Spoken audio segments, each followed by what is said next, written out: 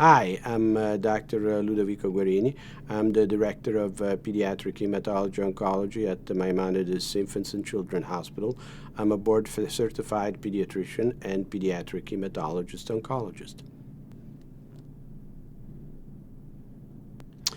So I studied in Italy, where I was born, and I did my medical school the way it works in Italy, which is you start at age 18. You have to know you want to be a doctor at that point, and then you finished at 24.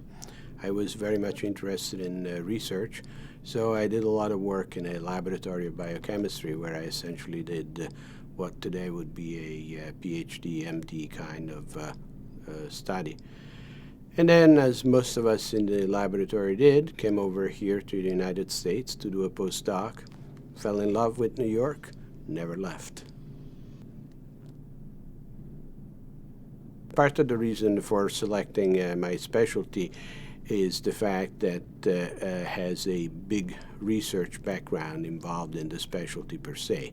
And that is the rational reason, if you want. But the most important reason probably is the human piece, the emotions, the difficulty that the patient experiences as you treat their cancer or their blood disease are really significant. And that really was a big attraction for me. The need to communicate with patients who are so distressed is something that really triggers something emotionally in me that made it extremely attractive. In my specialty, there are at least 2 or 3 areas for which over the years I've developed a very keen interest. In the cancer arena, I'm very interested in children with leukemia. We treat many children with leukemia, and fortunately we cure the majority of it in this day and age. And then I have a keen interest in a hematological disease, which is called sickle cell disease. This is a disease that affects primarily people who have an African ancestry. And it's sort of been for a very, very long time a forgotten disease, at least when I started. Now it's more at the front, and we're able to do a lot more for these patients, including the possibility of a cure through a bone marrow transplant. So those are 2 of the areas that I have a keen interest in.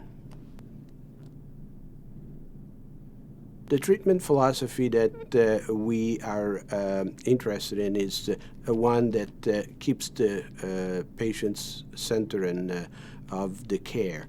We make sure that not only we take care of their medical aspects. I mean, to be honest, those just about anybody can do. But it's really the ability of putting your arms around the patient, work them through the very difficult time that they have with the kind of illnesses that we treat, that it's really extremely important to us in making so that the patients, which is generally a child or a teenager, and their family, because their family is to some degree as important as the patient, really manage to survive this ordeal that they have to go through in a positive way, and then hopefully they can look to a life that is full and rewarding after that. The trends in the specialty are several. I mean, first and foremost, what we like to always talk about is the fact that in pediatric oncology at this point, we really cure the majority of the patients that we have. We don't cure everybody, but for diseases like leukemia, Wilms tumor, Hodgkin's disease, and lymphomas, we essentially can achieve cure rates which are upwards of 80%. This is extraordinary if you think that when I started into this business, the numbers were much lower. And the pain and suffering involved actually in the treatment was really incredible. Nowadays, kids go through their treatment and then go on with their life, even while they're receiving the treatment. So it's incredibly rewarding.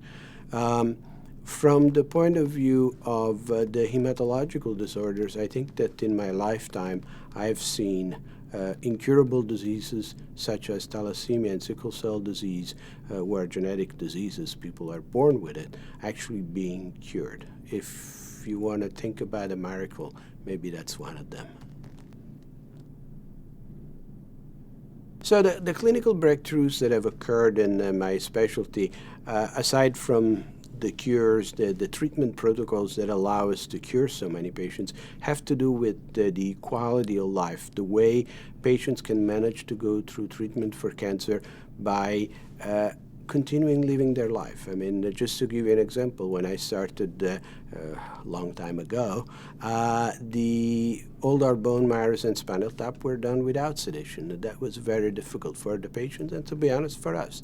Nowadays, I have patients who go through the whole treatment without ever knowing that they've had a procedure because they're all done under sedation with the child sleeping peacefully, waking up and getting their pizza. So it is really that aspect that makes that is a tremendous breakthrough in my mind. When a patient comes to us, they have many choices, or where they can go and where they can get their treatment for a disease that is a very, very serious disease.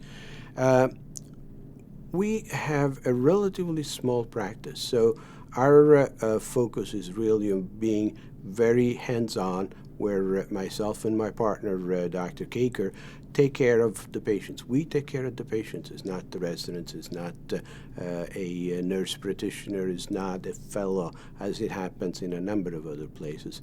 Our treatments are the same for most circumstances that they would receive anywhere else, and for those patients who we think we don't have the ability to take care of, obviously we have connection with a number of places where that can occur.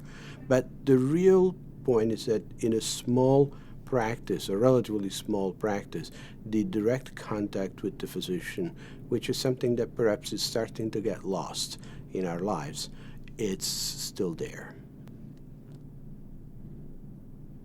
We, in pediatrics at large, but especially when you have a child whose life is at risk, that becomes even more acute as an issue. That is, how do you deal with the patient, who's our prime responsibility, but how you deal with everything else that is around, i.e. the families, the family dynamics, their cultural aspect. We treat people from all over the world here in Brooklyn, and we have to be very conscious of differences that exist. I mean, we don't know the right or wrong. I mean, and we have to be able to accommodate things that patients, that are important to the patients.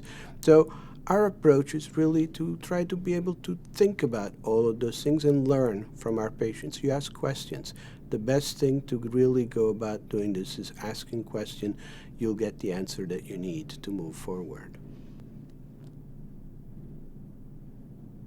I think that the most important thing that I would say to any parent who has a child with a serious illness is, first of all, ask questions, be involved. The physicians has a responsibility to make sure that both your child, for as best as the child can, and the family truly understand what's going on. The other thing is that, to the parents in particular, look at your child.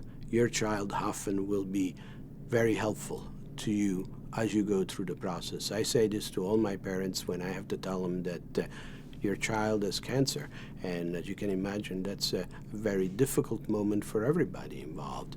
But I also tell them, look at your child. 3 months down the line, your child will tell you how good he's doing and how he or she can support you, perhaps even more that you can support them. It's a very intriguing psychological process, if you want.